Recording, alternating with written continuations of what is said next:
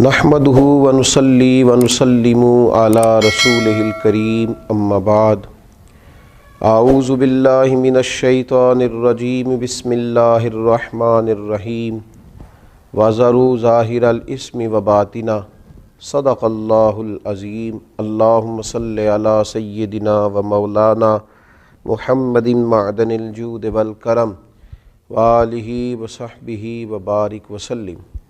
حمد و صلات کے بعد ماہ مقدس، ماہ نور، نور و سرور، ماہ رمضان المبارک میں ایک سلسلہ گفتگو روحانی مسائل اور ان کا حل۔ ہمارے ہاں سادہ لو طبقہ یہ سمجھتا ہے کہ روحانی مسائل کا تعلق شاید کالے جادو سے، تعویذ گنڈے سے، بد نظری سے اور کسی شخص کے کسی کے خلاف کوئی عمل کرا دینے سے ہوتا ہے، اور شاید روحانی مسائل کا تعلق جنات، آسیب اور انہی چیزوں کے ساتھ صرف وابستہ ہے۔ حالانکہ ہمارے جو روحانی مسائل ہیں انہوں نے تو ہمارے سارے ظاہری مسائل کو بھی بگاڑ دیا ہے۔ ہمارے دل کے بگاڑ نے ہمارے وجود کے بگاڑ پر اور ہمارے اعمال کے بگاڑ پر بہت بڑا کردار ادا کیا ہے۔ یہ روحانی مسائل کیا ہیں؟ یہ روحانی مسائل دراصل باطنی مسائل ہیں۔ قرآن مجید فرقان حمید ارشاد فرماتا ہے کہ وَذَرُوا ظَاهِرَ الْإِثْمِ وَبَاطِنَهُ، ظاہری گناہ بھی چھوڑ دو اور باطنی گناہ بھی چھوڑ دو۔ صاحب تفسیر ساوی اس کی تفسیر کرتے ہوئے فرماتے ہیں کہ ظاہری گناہ تو انسان کے یہ ہے نا، جیسے معاذ اللہ کسی نے قتل کر دیا، ڈاکہ ڈال دیا، بددیانتی کر لی، خیانت کر لی، اور باطنی گناہ یہ ہے کہ اس نے حسد کیا، تکبر کیا، بغض رکھا، بدگمانی کی، برا سوچا، اپنے دل کے اندر اس نے کینہ پروری کی۔ یہ سب وہ باطنی گناہ ہیں جو انسان کے دل کو بگاڑ دیتے ہیں، اس کے باطن کو میلا کچیلا گدلا کر دیتے ہیں۔ انتہائی خوبصورت، نفیس، پڑھے لکھے، صاف ستھرے، سمجھدار، اچھے گھرانے کے لوگوں کو یہ باطنی گناہ اس طرح کا بنا دیتے ہیں کہ وہ ایک خود غرض انسان بن جاتا ہے۔ اس کا رویہ انسانوں کے حق میں انتہائی بد اخلاقی کا ہو جاتا ہے۔ یہ جو باطنی گناہ ہیں، یہ جو باطن کے میل کچیل ہیں، حضرت سیدنا امام غزالی رحمۃ اللہ علیہ فرمایا کرتے تھے ظاہری اعمال کا باطنی اوصاف کے ساتھ خاص تعلق ہے۔ فرماتے ہیں اگر باطن خراب ہو جائے تو ظاہری اعمال بھی خراب ہو جاتے ہیں، اور اگر باطن اجلا ہو، خوبصورت ہو، صاف ستھرا ہو، عاجزی والا ہو، انکساری والا ہو، خیر خواہی والا ہو، اللہ کے بندوں کی محبت والا ہو، اچھی سوچ والا ہو، اس کے اندر یہ ساری خوبصورتیاں موجود ہوں تو پھر انسان کا باطن بھی سنور جاتا ہے۔ ہمارے دلوں کے اندر بعض ایسی چیزیں ہوتی ہیں جو ہمارے لیے انتہائی خطرناک ہوتی ہیں۔ حسد کا سادہ معنی جو ہمارے ہاں کیا جاتا ہے وہ جلنا ہے۔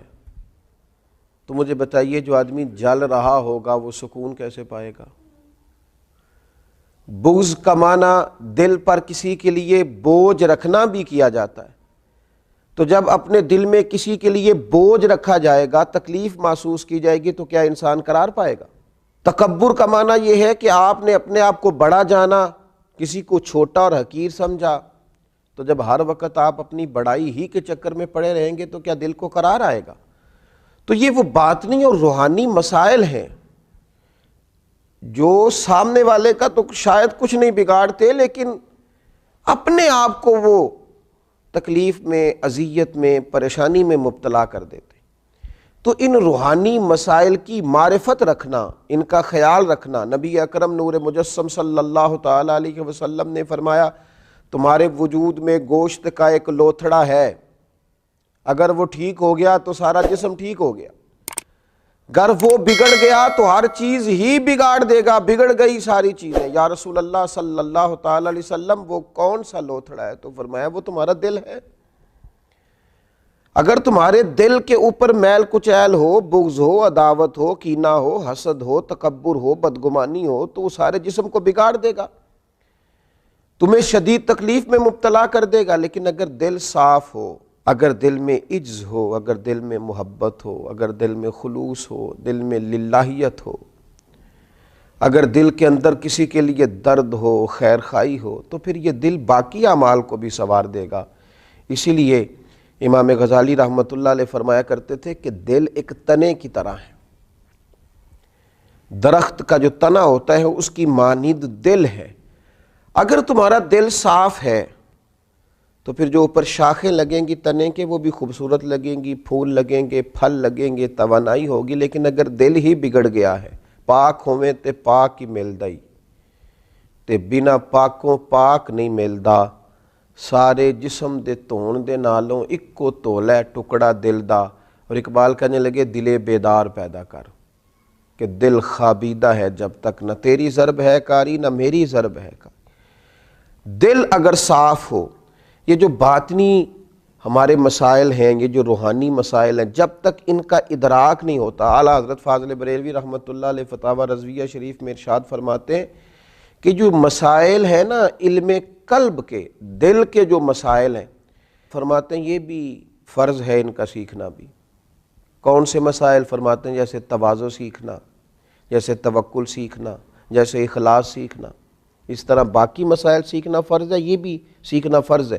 اور فرماتے ہیں جس طرح بہت سے حرام چیزوں کی معلومات ہونی چاہیے کہ یہ ٹھیک نہیں، یہ منع ہے، یہ درست نہیں ہے، اس سے اللہ رسول ناراض ہو جائیں گے، اسی طرح جو محرمات باطنیہ ہیں، یعنی تکبر ہے، ریا ہے، عجب ہے، حسد ہے، ان کی معلومات ہونا بھی ہر مسلمان کے لیے فرض ہے۔